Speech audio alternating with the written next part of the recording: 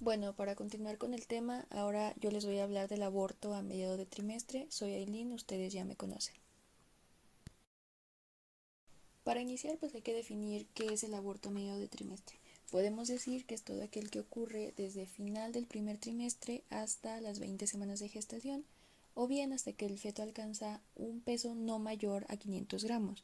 También lo podemos definir como aborto tardío, y es todo aquel, pues de igual manera, que ocurre entre las 12 y las 20 semanas de gestación. Ahora, como pequeño dato epidemiológico, podemos decir que la tasa de pérdida espontánea que ocurre durante el segundo trimestre varía entre el 1.5 y 3%, mientras que de forma específica la tasa que ocurre después de las 16 semanas de gestación solo abarca el 1%. En cuanto a las causas, podemos mencionar cuatro tipos principales. El primero de ellos es por anomalías fetales, que pueden ser congénitas, como una trisomía 21, o estructurales, como una anencefalia. El segundo sería por defectos uterinos, que pueden ser congénitos o la presencia de leiomiomas, o un cuello uterino incompetente, también llamada insuficiencia cervical. El siguiente sería por causas placentarias, como sería un desprendimiento prematuro. Y en último podemos mencionar los trastornos maternos, como pueden ser trastornos metabólicos, diabetes, hipertensión, trastornos autoinmunes, como podría ser lupus, o pues enfermedades infecciosas con las que esté cursando la madre durante el embarazo.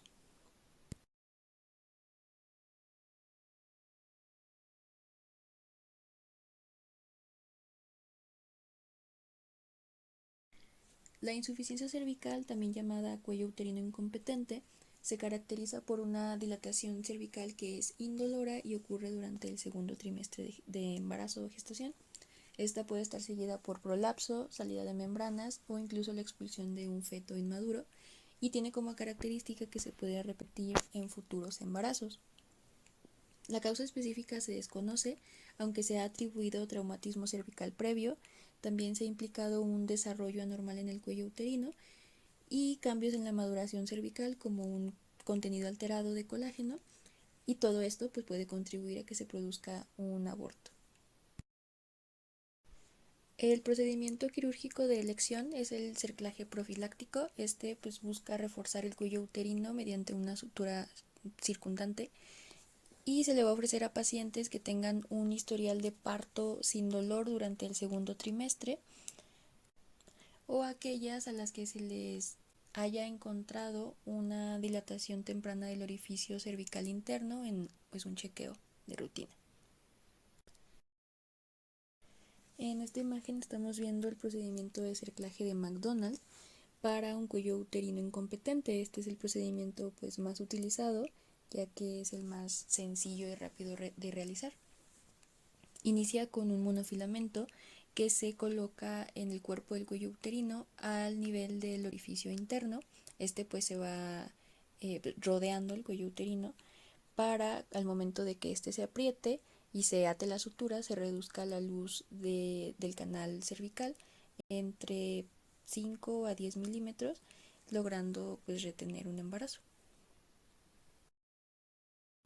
En aquellas pacientes que cuentan con un antecedente de parto prematuro, es recomendable la medición de la longitud cervical y también la detección de canalización mediante una ecografía transvaginal.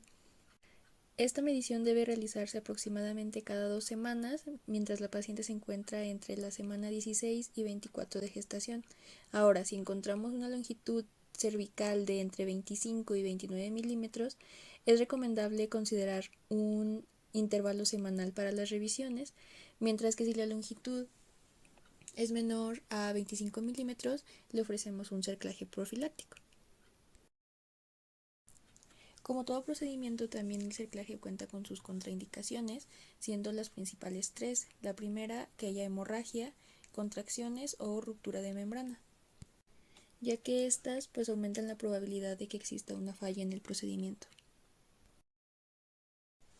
En cuanto a las complicaciones, las principales son cuatro, como son la ruptura de membrana, el trabajo de parto prematuro, hemorragias, infecciones o una combinación de las anteriores. Ahora tocaremos el tema del aborto provocado.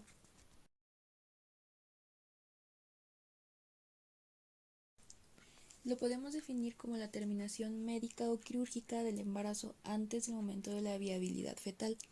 En esta misma diapositiva les adjunto dos términos que son muy usados en la epidemiología sobre el aborto provocado, como son el índice de abortos, que corresponde al número de abortos por cada 1000 nacidos vivos, y la tasa de abortos, que corresponde al número de abortos por cada 1000 pacientes entre los 15 y los 44 años de edad, es decir, la edad reproductiva básicamente. El aborto provocado lo podemos clasificar de dos maneras. La primera es el aborto terapéutico, que es la interrupción del embarazo por indicaciones médicas, algunas ya nos las explicó Pau, pero también se pueden incluir las malformaciones que puedan afectar la vida del feto, ya sean mentales, metabólicas o anatómicas. La terminación terapéutica del embarazo también es considerada en casos de violación o incesto, o en casos electivos. Esta es la segunda clasificación, que es el aborto electivo voluntario, que consiste en la interrupción del embarazo antes de la viabilidad del feto a petición de la mujer. Hablando un poquito de normatividad, el Williams nos menciona que el Colegio Americano de Obstetras y Ginecólogos respalda el derecho legal de las pacientes a obtener un aborto antes de la viabilidad fetal y también aboga por un mejor acceso. También apoya la capacitación sobre el aborto para todo el personal de salud, mientras que el Consejo de Acreditación para la Educación Médica de Graduados exige que la educación de residencia en obstetricia y en ginecología incluya el acceso a la experiencia con el aborto provocado. Asimismo, respeta la necesidad y responsabilidad de los profesionales de establecer su propio criterio y posición con respecto al aborto provocado, pero también aboga por el asesoramiento y la referencia oportuna de las pacientes si esto interfiere con sus creencias individuales y pues se les impide la interrupción del embarazo.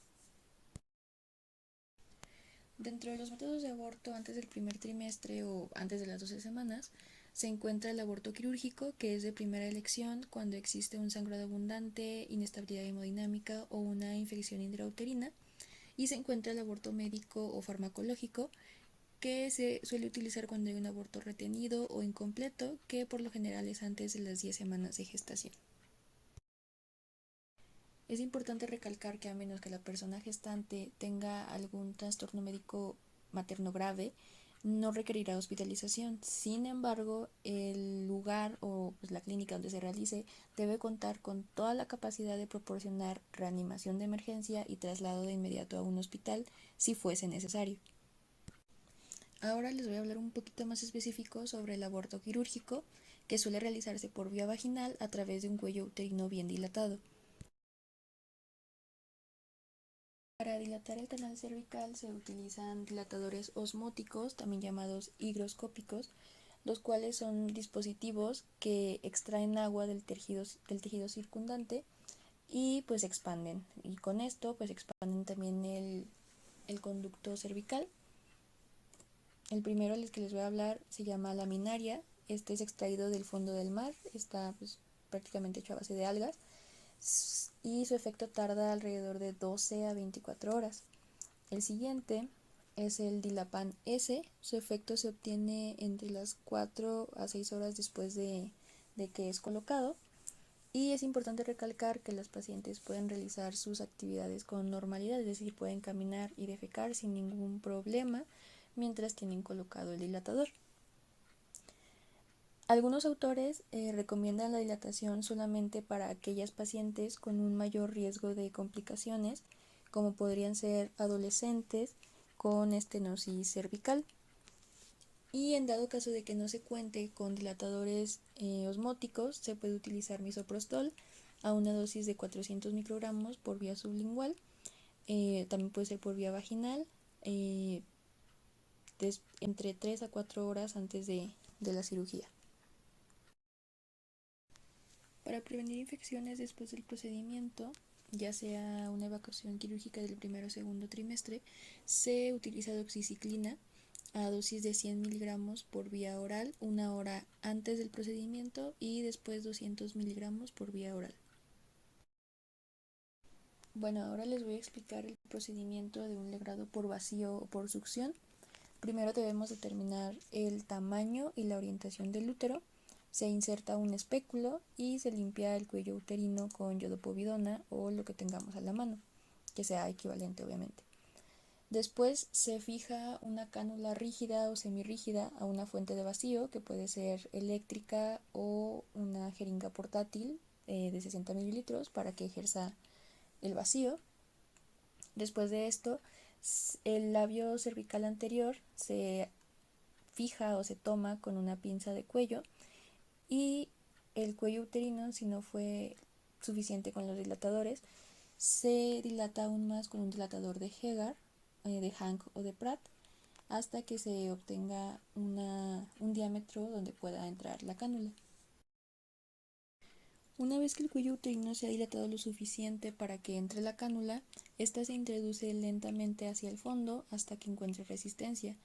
Una vez que ya encontró esta resistencia, se inicia la succión, mientras la cánula se estira lentamente hacia la luz del cuello uterino y se van dando giros intentando cubrir toda la superficie de la cavidad uterina.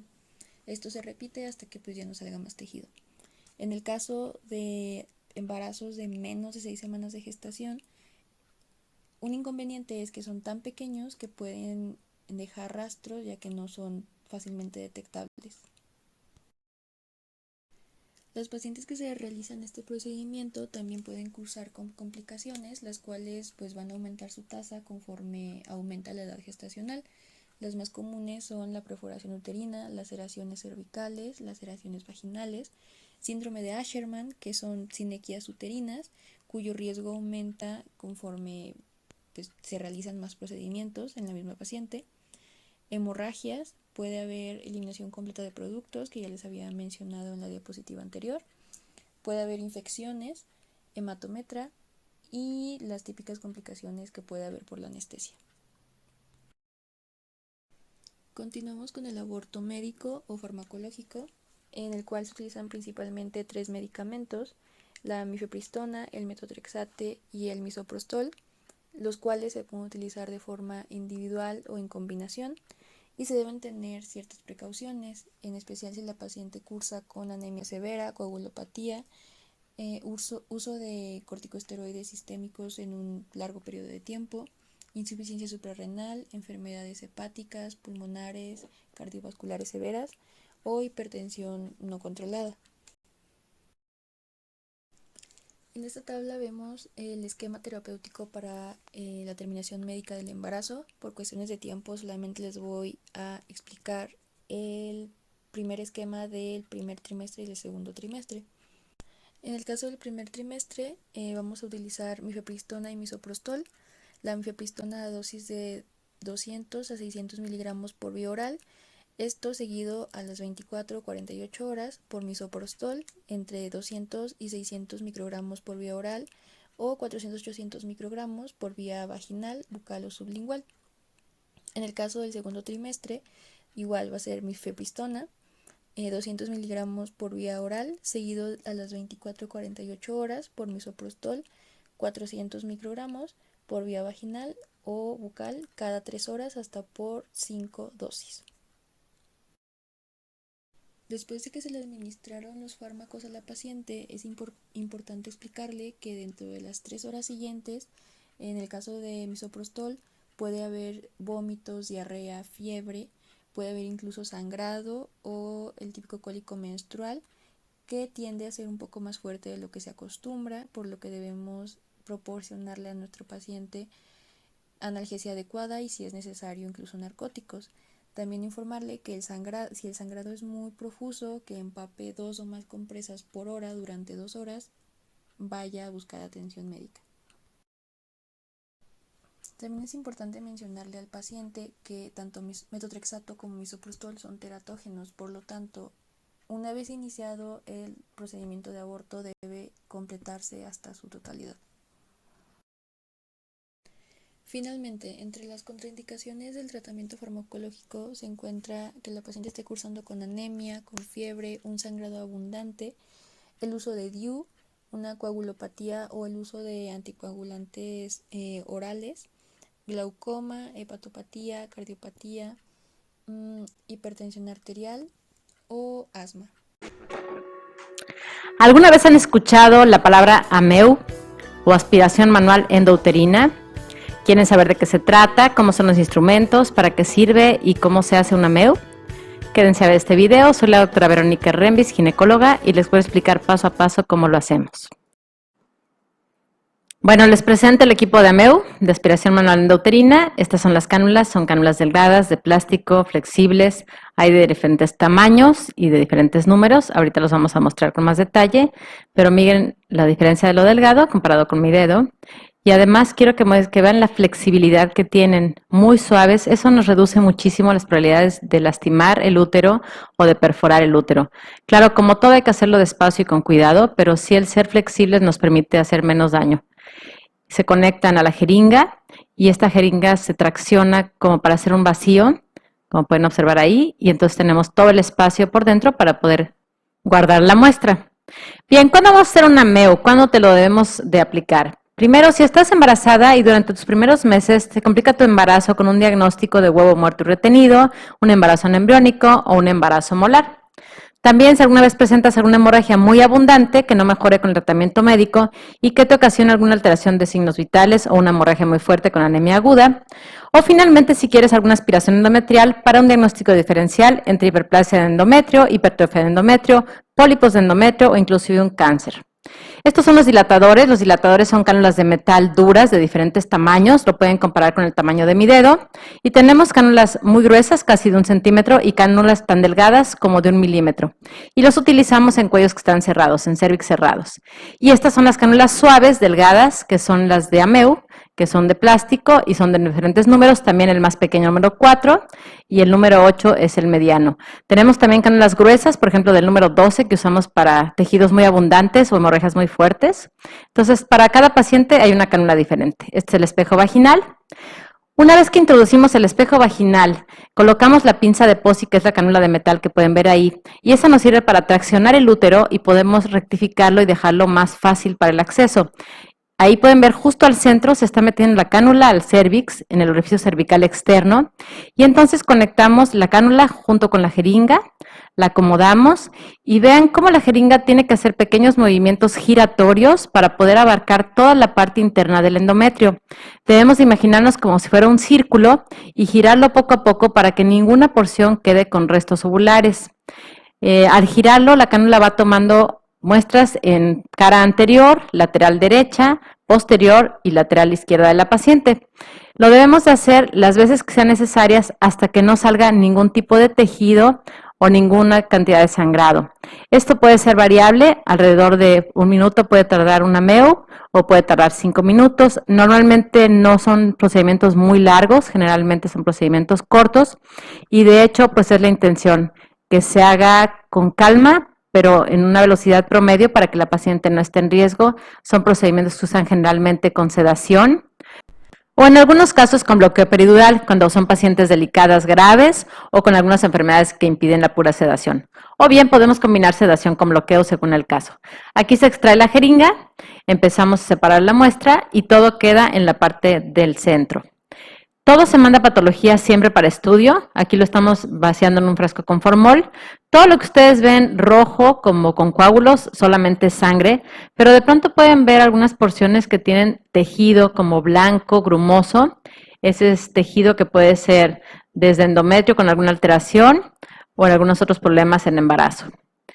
Aquí vemos otro ejemplo en donde ya es un embarazo más grande, como de 12 semanas, en donde sí se ve el saco gestacional grueso, grande de 4 o 5 centímetros, y se ve también el embrión, cómo se forma a veces un embrioncito de 2 o 3 centímetros, que su corazón dejó de latir y ya no puede llevarse a cabo el embarazo.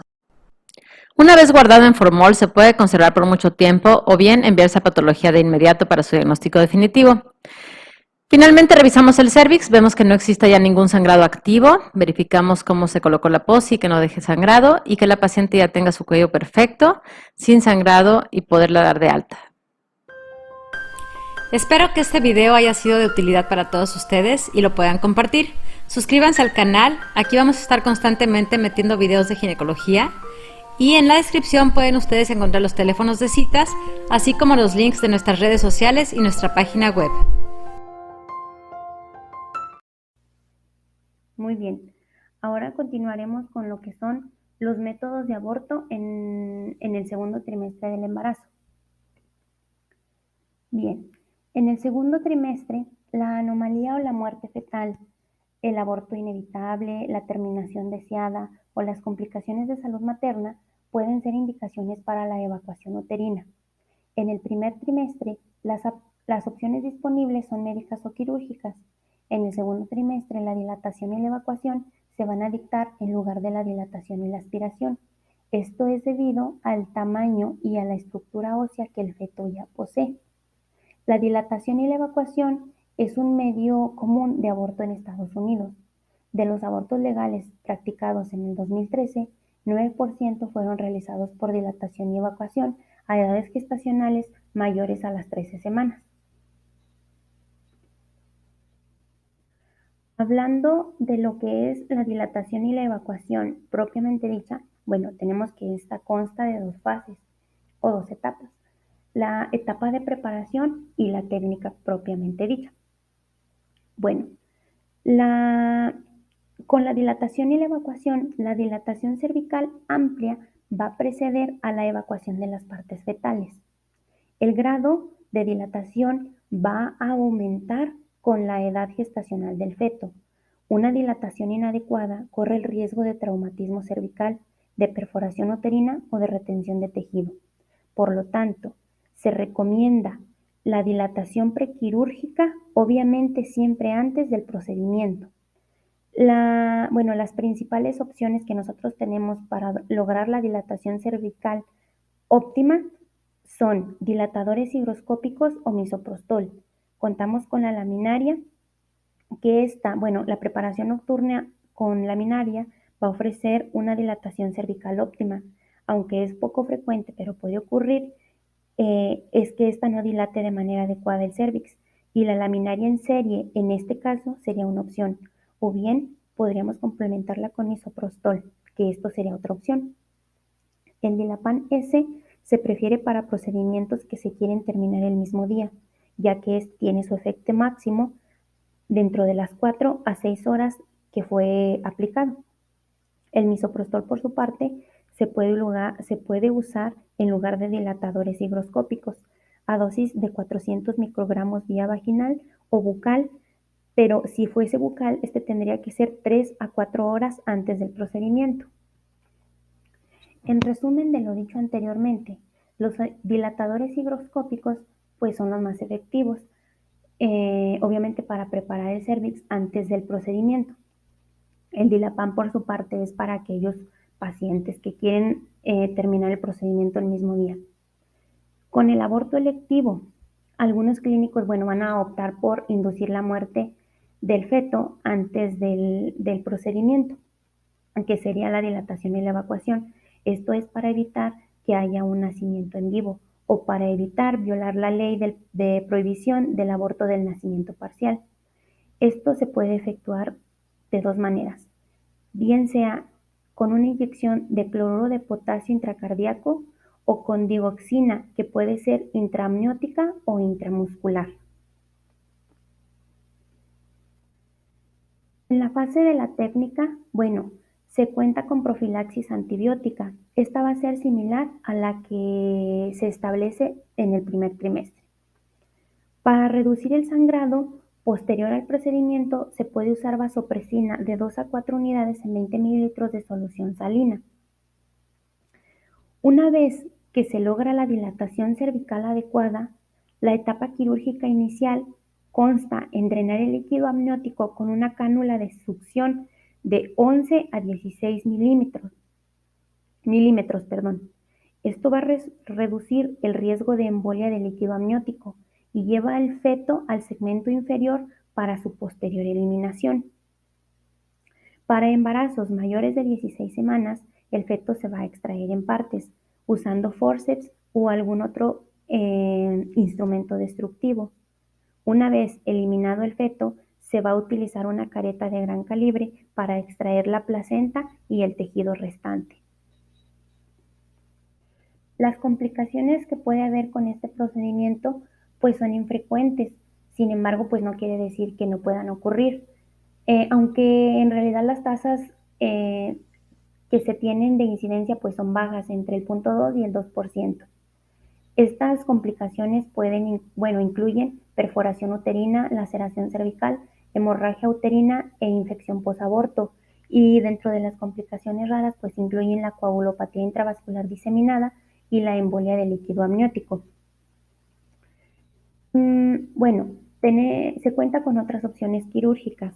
La dilatación y la extracción es igual a la dilatación y evacuación, solo que esta técnica utiliza una cánula de succión para extraer el contenido intracraneal, luego del parto del cuerpo fetal a través del cuello uterino.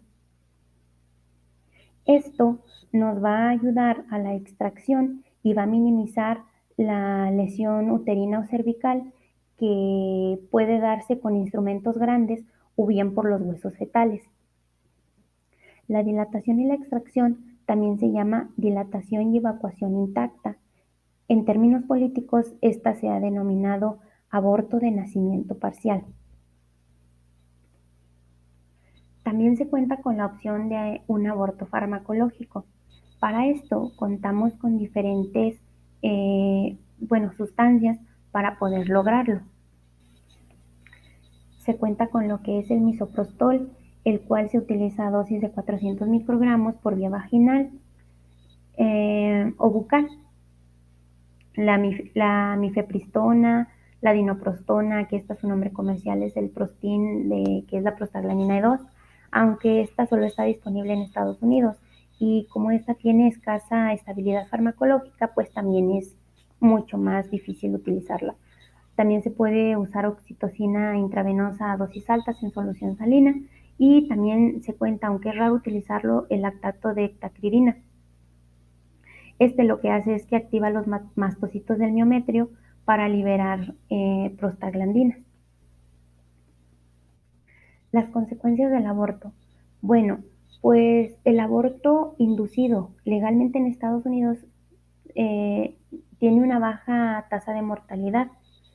De 2008 a 2012, la tasa fue menor a una muerte por cada 100,000 procedimientos. Los abortos tempranos son más seguros, es decir, a mayor edad gestacional, mayor tasa de mortalidad.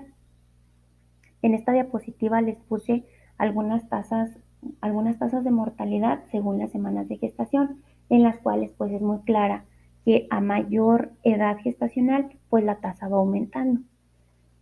Los datos que relacionan el aborto con la salud materna general y el resultado posterior al aborto son limitados. De los estudios no hay evidencia de trastornos mentales excesivos. Esto no quiere decir que no los haya.